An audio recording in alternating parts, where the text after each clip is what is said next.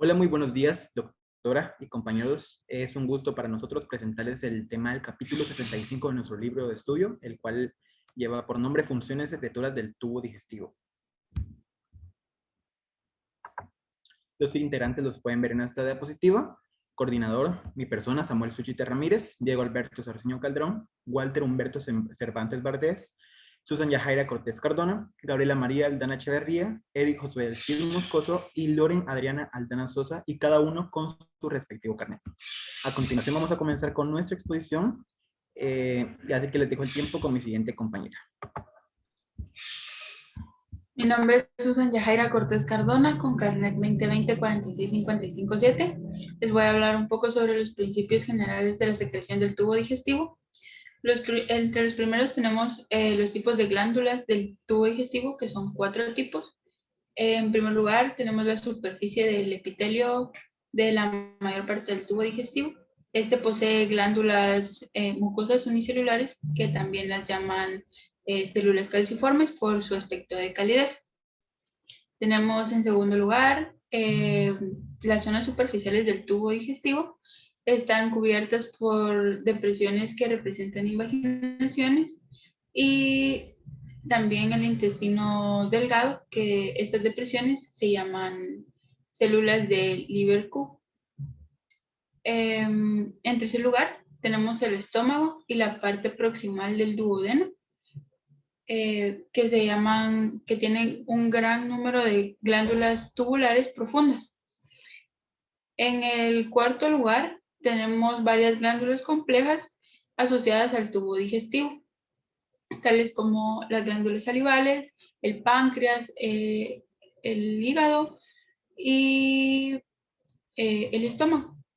El hígado posee estructuras sumamente especializadas y glándulas salivales, y el páncreas está formado por glándulas acinares. En la siguiente diapositiva veremos los mecanismos de estimulación de las glándulas del tubo digestivo. Entre ellas está el contacto de los alimentos con el epitelio, que estimula la secreción, y la estimulación autónoma de la secreción. La presencia de los alimentos en un determinado segmento del tubo digestivo suele estimular las glándulas de esta zona y otras aparte, que se encargan de secretar cantidades moderadas o grandes cantidades de jugos digestivos. Además, la estimulación epitelial local también activa el sistema nervioso entérico, que se ubica en la pared intestinal. Los tipos de estímulos que activan el sistema son 3, que es la estimulación táctil, la irritación química y la distensión de la pared intestinal. Tenemos la estimulación autónoma de la secreción. Aquí hay 2 tipos, que es la estimulación parasimpática y la estimulación simpática. También contamos con la regulación hormonal de la secreción glandular. Y en el primer tipo tenemos una estimulación de nervios parasimpáticos del tubo digestivo. Este aumenta de forma casi invariable, y las velocidades de secreción glandulares también aumentan. En el segundo tipo, que es la estimulación simpática, se estimulan los nervios simpáticos que están ubicados en zonas del tubo digestivo. Estas producen un aumento leve o moderado de la secreción de algunas glándulas locales. En la regulación hormonal de la secreción glandular, que se ubica en el estómago y en el intestino, varias hormonas gastrointestinales ayudan a regular el volumen del carácter de secreción.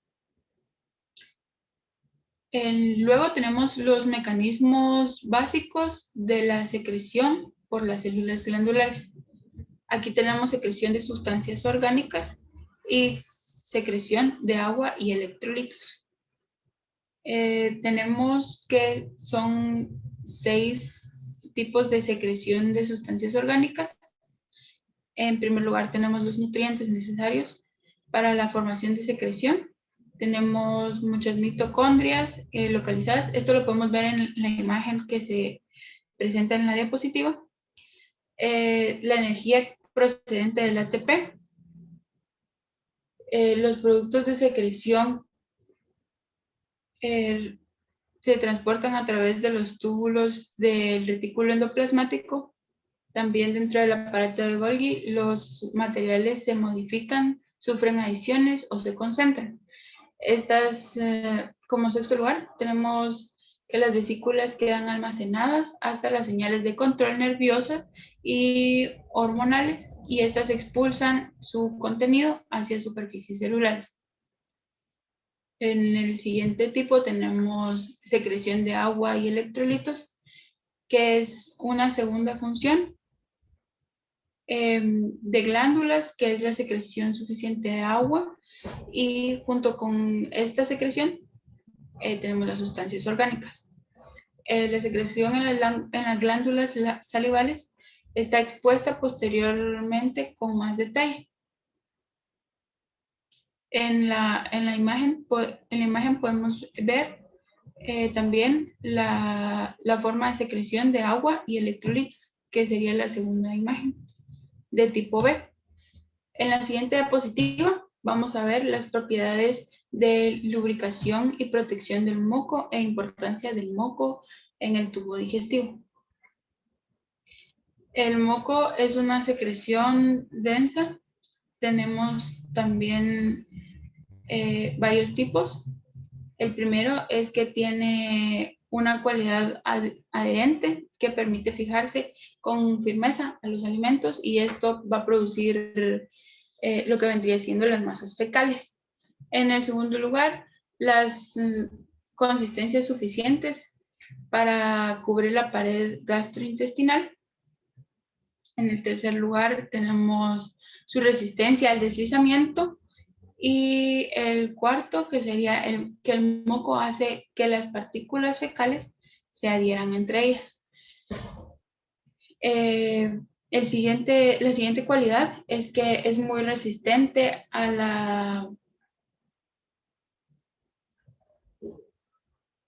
la digestión por las enzimas gastrointestinales. La sexta cualidad es que las glucoproteínas del moco poseen propiedades anfóteras. Y todas estas cualidades le dan facilidad al moco de deslizamiento para los alimentos a lo largo del aparato digestivo. Los dejo con mi siguiente compañero.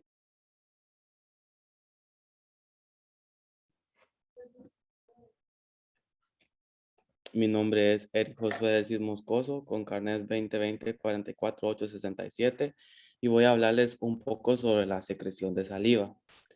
La secreción de saliva contiene una secreción serosa rica en tialina, la cual es una enzima destinada a digerir los almidones de los alimentos, como podemos ver en la diapositiva, y también una secreción mucosa con abundante mucina que cumple funciones de lubricación y protección de la superficie.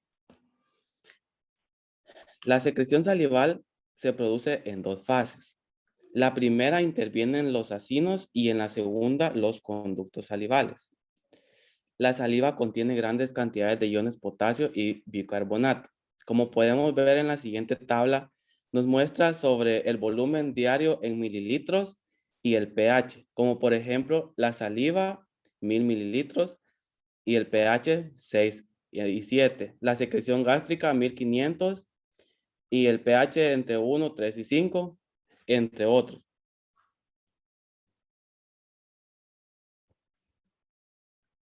Funciones de la saliva. En relación con la higiene bucal, cada minuto se secretan alrededor de 0.5 milímetros de saliva, casi toda ella de tipo mucoso. Como podemos observar, algunas de las funciones de la saliva son: ayudan a lavar y arrastrarse los gérmenes patógenos y partículas alimenticias que proporcionan en el sostén metabólico. Otra función de la saliva es: contiene varios factores que destruyen las bacterias. Y otro ejemplo, suele contener cantidades significativas de anticuerpos que destruyen las bacterias bucales. Entonces, la saliva es de mucha importancia y relación con la higiene bucal. En la siguiente imagen podemos ver la regulación nerviosa de la secreción de la saliva. En esta imagen podemos ver que muestra las vías nerviosas parasimpáticas que regulan la salivación. Se demuestra que las glándulas salivales están controladas sobre todo por señales nerviosas parasimpáticas procedentes de los núcleos salivales superior e inferior del encéfalo.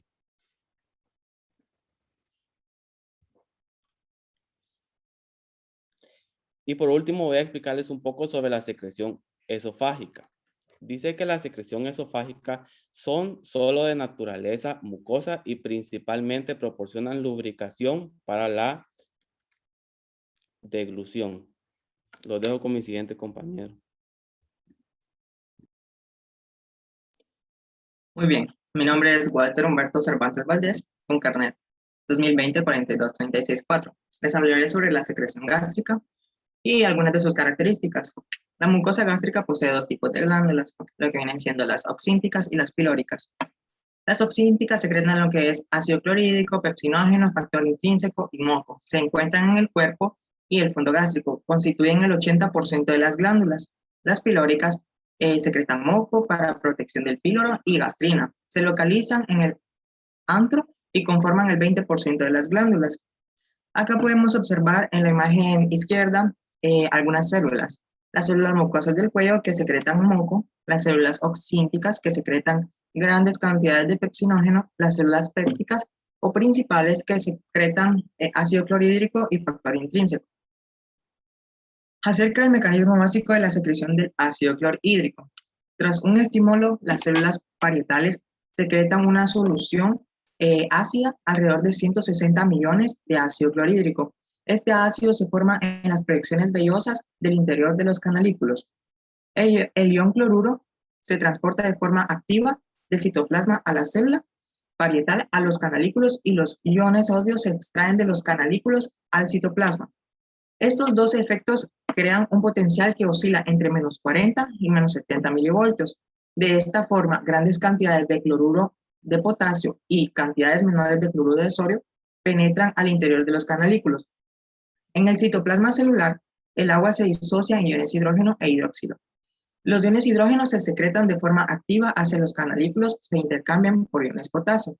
La mayor parte de los iones potasio y sodio son sustituidos por iones hidrógeno, lo que provoca la formación de ácido dentro de los canalículos. El anhídrido carbónico y los iones hidroxilo se unen para generar iones bicarbonato que secretan al canalículo.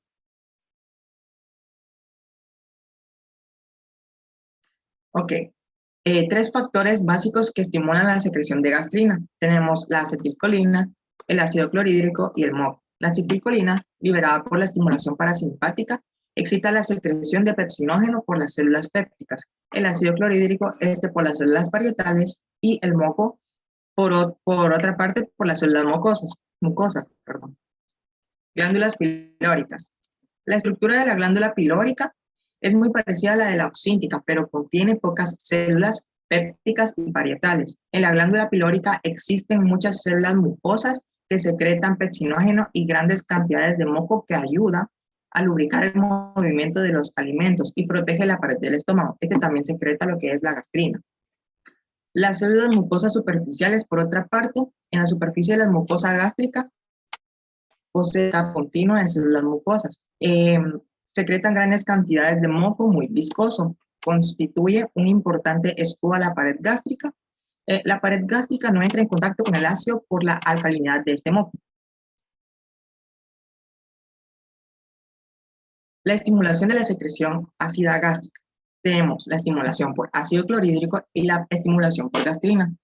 Acá tenemos algunas características. Por ejemplo, en la del ácido clorhídrico únicamente es secretado por las células parietales de glándulas oxínticas, regulado por señales endocrinas y nerviosas. Las células parietales actúan en relación con las células parecidas a las enterocromatinas, que secretan histamina. La formación de este ácido es directamente proporcional a la cantidad de histamina liberada.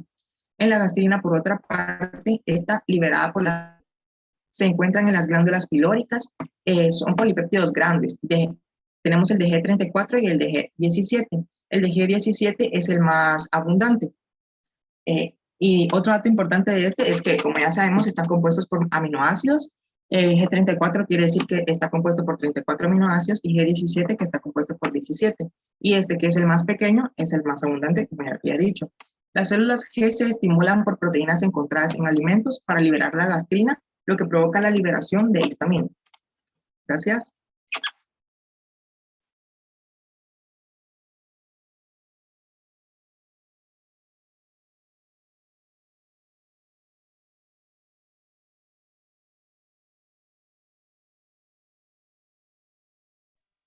Les habla Loren Aldana y les voy a hablar sobre la regulación de la secreción de pepsinógeno. Quiere decir que las células pépticas de las glándulas oxíticas se producen como respuestas y hay dos tipos, que está la acetilcolina liberada, que va desde los nervios del vago hasta los plexos nerviosos entéricos del estómago y está el ácido del estómago. No quiere decir siempre que el ácido va a llegar siempre a las células pépticas y va a desencadenar a los nervios entéricos. Entonces, la velocidad de la secreción del pepsinógeno, precursor de la enzima pepsina, responsable de la digestión de las proteínas. Entonces, también se encuentra la fase de la secreción gástrica, que son tres. Está la encefálica, la gástrica y la intestinal. En la encefálica es una combinación de respuestas que son autónomas o endocrinas que van desde los estímulos de sensores hasta la cavidad orofaringea y que inicia antes de la presencia de un alimento. Durante esta fase se presenta la visión, el olor o el pensamiento o el inicio del olor de cada comida. Entonces se activan los centros neuronales de la corteza cerebral, el hipotálamo, el tronco encefálico. Y en el tronco encefálico está el nervio, activan los nervios vago, el facial y el glosofaringeo. En el facial y en el glosofaringeo, estas se encargan de la glándula de la saliva para secretar las glándulas salivales y en el vago se encuentra la glándula gástrica para secretar el jugo gástrico. En esta fase, lo importante es el propósito de preparar a la boca para ingerir los alimentos. Tiene la secreción del 30%. En la fase gástrica, en esta es cuando los alimentos llegan al estómago y tiene el 60% de la secreción gástrica. En conjunto de estos mecanismos, estimula la secreción del jugo gástrico durante varias horas cuando los alimentos permanecen en el estómago. Y en la fase intestinal, que tiene la secreción del 10%, en esta comienza cuando los alimentos llegan al intestino derecho. En esta fase tiene efectos inhibidores que retardan la salida del quimo del estómago. Esto hace que el duodeno no se sobrecargue, sino que el quimo sea a cargo del que puede contener.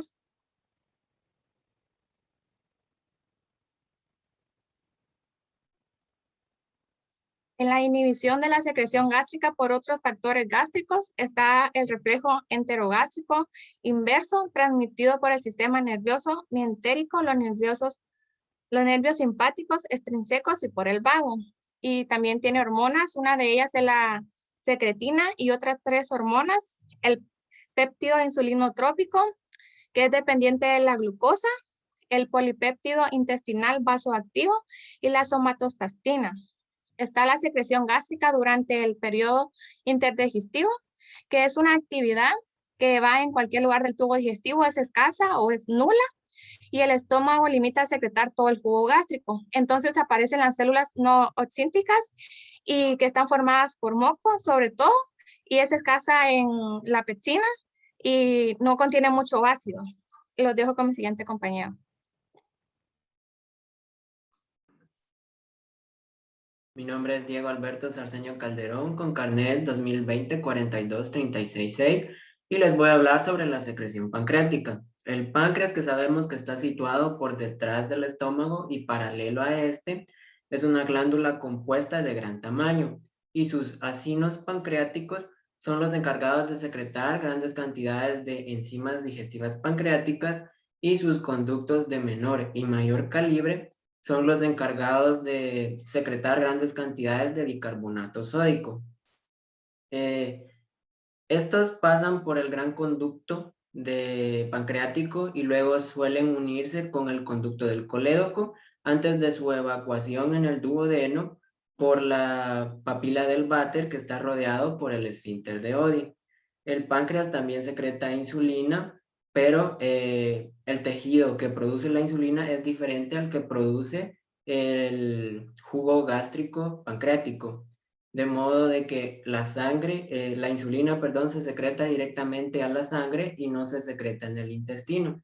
Y es secretado por los islotes de Langerhans que están situados de manera como islotes en el páncreas.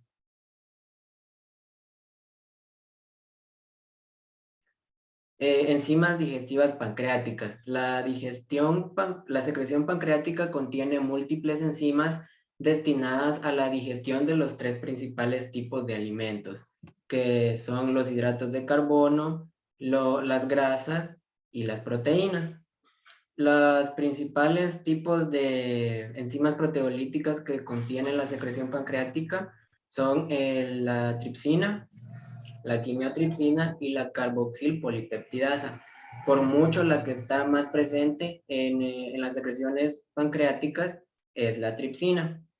La tripsina y el quimiotripsinógeno lo que hacen es de que degradan proteínas hasta polipéptidos de diversos tamaños, pero sin llegar a degradarlos hasta sus aminoácidos. Sin embargo, la carboxilpolipeptidasa lo que hace es de que degrada algunas proteínas hasta sus aminoácidos, completando así el ciclo de metabolismo de las proteínas, llegando hasta los aminoácidos.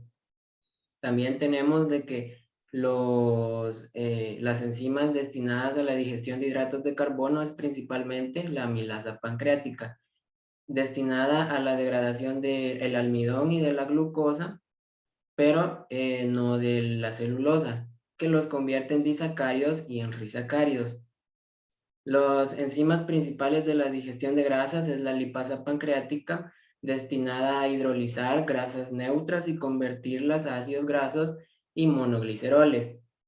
La colesterolestereasa, destinada a hidrolizar ésteres de colesterol, y la fosfolipasa, destinadas a separar ácidos grasos de los fosfolípidos. Y también las células destinadas a la secreción de enzimas proteolíticas también secretan enzimas proteolíticas inactivas como el tripsinógeno, el quimiotripsinógeno y el procarboxilpolipeptidasa. Estas enzimas tienen la peculiaridad de que se activan únicamente al entrar en la luz del intestino. Aunque el tripsinógeno se puede activar por una enzima denominada enterosinasa, y también se puede activar por tirosina, que puede producirse por tripsinógeno ya preexistente.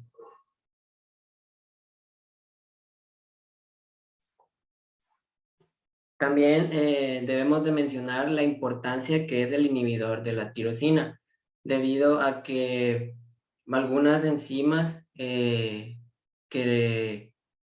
no se activan en la luz del intestino pueden llegar a digerir el propio páncreas. Es por esto que la importancia del inhibidor de la tripsina lo que hace es que evita que algunas enzimas, como por ejemplo la tirosina, degraden el propio páncreas y evita esto. También tenemos la secreción de iones bicarbonato. La secreción de iones bicarbonato y agua son producidos principalmente por células epiteliales de los conductos y conductivos de los acinos pancreáticos, y son tres etapas principales. En el primero, el anhídrido carbónico procedente de la sangre, entra en el interior de las células y este se combina con el agua con ayuda de la anhidrasa carbónica, lo que produce ácido carbónico. Luego este se disocia en iones bicarbonato y en iones hidrógeno. En el segundo paso, Los iones hidrógeno se intercambian con iones sodio por un transporte activo secundario, y en el tercer paso, debido al intercambio de iones sodio y bicarbonato, se produce un gradiente de osmolaridad que se traduce al traspaso de agua por osmosis para formar bicarbonato. Luego tenemos los estímulos básicos que provocan la secreción pancreática, que son 3. La acetilcolina, que es segregada principalmente por los nervios vagos y sus terminaciones presinápticas y fibras colinérgicas. La colecistocinasa, que es liberada por células deudonales y del J1 cuando los alimentos entran en el intestino delgado. Y también tenemos la secretina, que es segregada también por células del duodeno y J1, del J1 cuando entran alimentos muy ácidos al intestino. La acetilcolina y la colecistocinasa lo que hacen es que van a excitar los ácidos pancreáticos y van a liberar grandes cantidades de enzimas digestivas pancreáticas.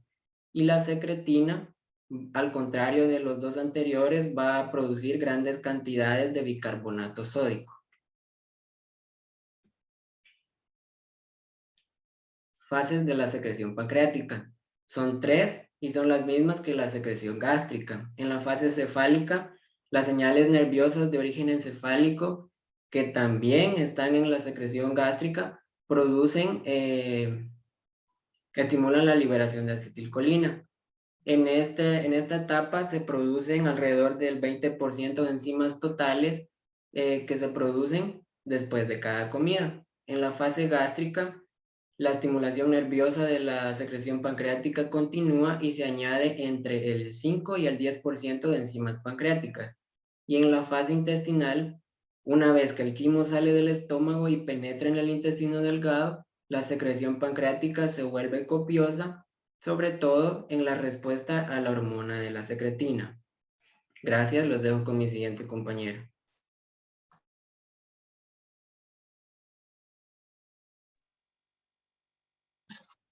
Mi nombre es Gabriela María Aldana Echeverría, carnet 2020-42384.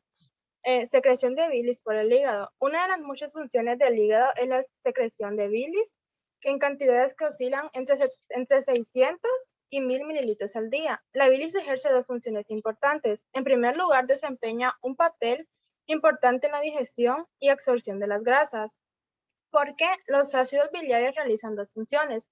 Primero, ayudan a emulsionar las grandes partículas de grasa de los alimentos, y segundo, favorecen la absorción de los productos finales de la digestión de las grasas a través de la mucosa intestinal. La segunda función importante de la bilis es que sirve como medio de excreción de varios productos de desecho procedentes de la sangre. Los hepatocitos secretan continuamente bilis, pero la mayor parte de esta bilis se almacena en la vesícula biliar hasta que el duodeno la necesita. Composición de la bilis. Las sustancias secretadas en mayores cantidades son con mucho las sales biliares, que representan alrededor de la mitad de sus solutos. Otras sustancias también secretadas en grandes cantidades comprenden como la bilirrubina, el colesterol, la lecitina y los electrolitos habituales del plasma.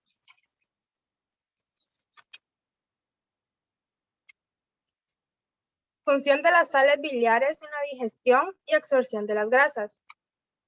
Las células hepáticas sintetizan alrededor de 6 gramos de sales biliares al día. El precursor de estas sales biliares es el colesterol procedente de la dieta o sintetizado por los hepatocitos en el metabolismo de las grasas. Las sales biliares ejercen dos funciones importantes en el tubo digestivo. En primer lugar, tienen una acción detergente en partículas de grasas procedentes de los alimentos. Y en segundo lugar, las sales biliares absorben los ácidos grasos, el colesterol y otros lípidos en el aparato digestivo. La circulación enterohepática de las sales biliares, aproximadamente un 94% de las sales biliares se reabsorbe hacia la sangre desde el intestino delgado. La mitad lo hace por difusión desde la mucosa de la mitad del intestino, y el resto lo hace por transporte activo desde la mucosa del ilion distal. Una vez que estas sales biliares han sido absorbidas, penetran en la sangre portal y retornan al hígado. donde son captadas casi en su totalidad por los hepatocitos durante el primer paso a través de los sinusoides venosos para excretarse de nuevo a la bilis. De esta forma, el 94% de todas las sales biliares recircula por la bilis unas 17 veces antes de su eliminación fecal. Secreción hepática de colesterol y formación de cálculos biliares. Cuando la bilis se concentra en la vesícula biliar, las sales biliares y la lecitina lo hacen al lado del colesterol, manteniéndolos en solución. En condiciones anormales, el colesterol precipita en la vesícula biliar, ocasionando cálculos de colesterol. Las personas que consumen al día grandes cantidades de grasa por muchos años tienden a desarrollar cálculos biliares. La inflamación del epitelio vesicular, ocasionada en general por una infección crónica larvada, altera las características de absorción de la mucosa vesicular, y esto lo que hace es que permite la concentración progresivamente mayor de colesterol a nivel de la vesícula biliar. En consecuencia, este comienza a precipitar en forma de múltiples cristales diminutos sobre la superficie de la mucosa inflamada, que después progresan a cálculos biliares de mayor tamaño. Gracias.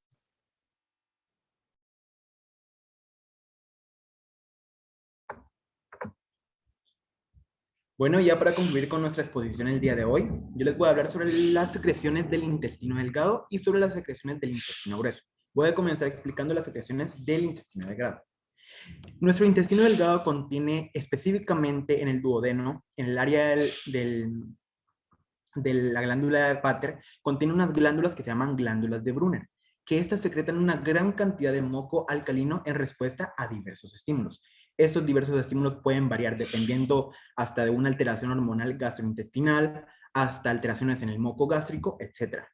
La función del moco secretado por estas glándulas que se encuentran en el duodeno de nuestro organismo consiste en proteger la pared duodenal frente a la digestión por el jugo gástrico muy ácido que procede del estómago. Es lo que comúnmente nosotros conocemos como la gastritis, ¿verdad? Entonces, las glándulas de Brunner tienen un papel muy importante en la protección de estos ácidos en nuestro estómago.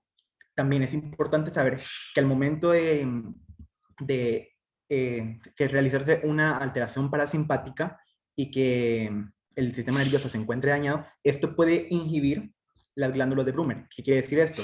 Que nuestro organismo va a estar totalmente descubierto hacia la acción de este moco y puede dañar severamente nuestro organismo. También es importante mencionar sobre la secreción de jugos gastrointestinales por las criptas de Lieberkühn. ¿Qué son las criptas de Lieberkühn? Bueno, en el intestino delgado hay varias depresiones, o como lo queramos llamar, pueden ser también los bajones que nosotros conocemos, ¿verdad? Eso es la forma arrugada del intestino. Entonces, a esto se le conoce como las criptas de Lieberkühn, las cuales las superficies de las criptas y de las vellosidades intestinales están cubiertas por un epitelio formado por dos tipos de células. Es decir, esas criptas poseen dos tipos de células, las cuales pueden ser un número moderado de células calciformes y también un gran número de enterocitos. Estos dos tipos de células que encontramos en las criptas tienen funciones específicas, claramente. Por ejemplo, el número moderado de las células calciformes es importante en la secreción de un moco que protege la superficie intestinal de nuestro intestino delgado, porque es de ese que estamos hablando, claramente. Y el gran número de enterocitos es importante en la secreción de agua, de líquidos y de electrolitos en nuestro organismo. Entonces, existe un proceso también en estas criptas para la generación de los líquidos. No está claramente identificado cuál es el proceso, pero se conocen dos procesos activos. El primero es la generación de iones cloruro y el segundo es la generación de iones de bicarbonato de sodio. Estos procesos osmóticos forman el agua y la solución acuosa. Entonces, esto es lo que se le conoce como la secreción, el mecanismo de secreción de líquidos a través de las criptas de Lieberkühn, específicamente por el gran número de enterocitos, como ya se lo mencioné. Y por último, ya para terminar con nuestra exposición, tenemos la secreción de moco en el intestino grueso. La mucosa del intestino grueso, al igual que el intestino delgado, tiene muchas criptas de Lieberkühn, tiene de igual forma esas depresiones, esa forma arrugada, ¿verdad? Pero a diferencia del intestino delgado, en el intestino grueso, esas criptas carecen de vellosidades. Es decir, que estas vellosidades no tienen tampoco los dos tipos de células que yo mencioné anteriormente. Es la única diferencia. Tiene las criptas de Lieberkühn, pero carece de las vellosidades y por tanto carece de las células. Es decir, que tampoco va a generar el moco para proteger la superficie intestinal y tampoco va a generar electrolitos o líquido, ¿verdad? Eso le corresponde al intestino delgado. El intestino grueso almacena lo que es las heces fecales, ¿verdad? El desecho de nuestro organismo. El moco del intestino grueso también protege su pared frente a excoriaciones y además proporciona un medio adherente que mantiene unida la materia fecal.